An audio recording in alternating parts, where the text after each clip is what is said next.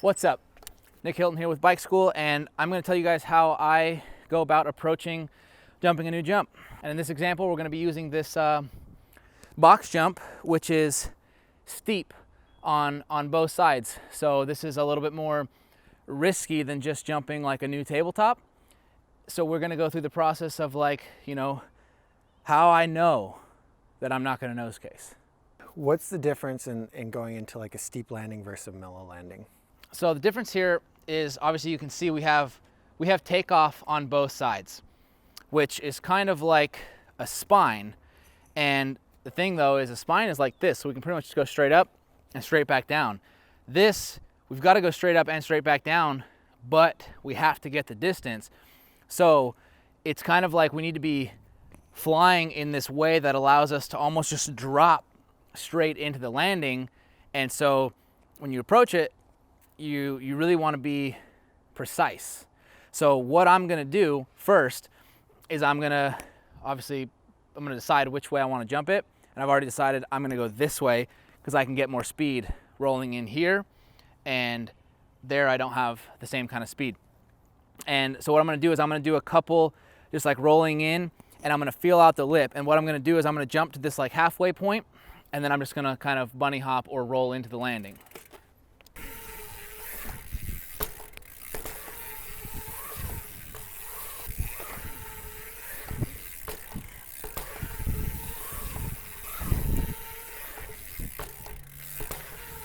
So as you can see, I'm pretty much leaving like an extra like bike length to get where I need to go. And in my head, I'm pretty sure that if I do pretty much exactly what I did with either a half crank or a light full crank and kind of push through the lip, it's gonna get me to where I need to be. And when I'm thinking about jumping this for the first time, I would rather go a hair too far and land down lower and kind of like level a little bit back wheel first, rather than try to spring way up and dive into that landing and potentially nose case. So when we go for this for the first time, I'm gonna come in, go just a little bit faster than I went, and I'm gonna give a very relaxed flight and kind of land level. So you're gonna try and clear the whole thing this time?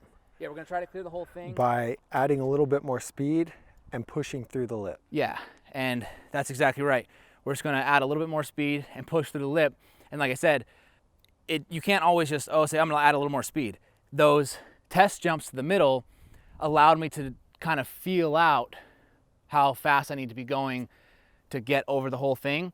And now something that's specific about this one, because it's steep, I'm not gonna be taking off middle to middle. I'm going to be jumping slightly at an angle, because just like a spine, it's easier to dip yourself in steep when you jump at an angle. Wait. Show me on here what you mean by going at an angle. So what's gonna happen is, instead of dropping in and jumping straight middle to middle like I would if this had a landing, like a regular landing, I'm gonna be approaching it a little bit more like a spine. So I'm coming into the landing like this instead of just straight like this. It's gonna give me a better chance for success on the first go, and then as I continue, that'll allow you to start going higher. So we'll give it the old college try here. And actually, since I was just talking, I am going to do real quick another test from the actual direction that I think I'm gonna go, just to double check the speed real quick, and then I'll just loop right around and go straight into it.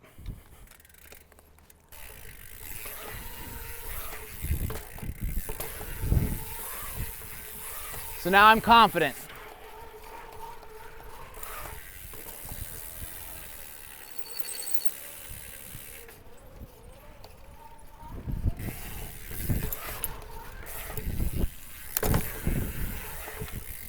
So we can see on that one, I actually had a little bit of a bobble coming in.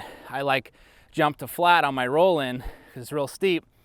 Had to push through a little bit more, but I was flying level. So I was able to realize that I was probably gonna case, and right at the last second, suck that back wheel up. But now that we know that speed was pretty good, let's go again.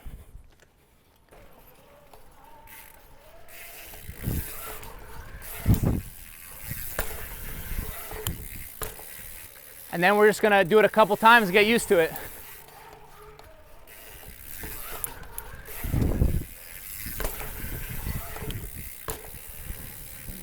See, now we're starting to get able to dip that nose in.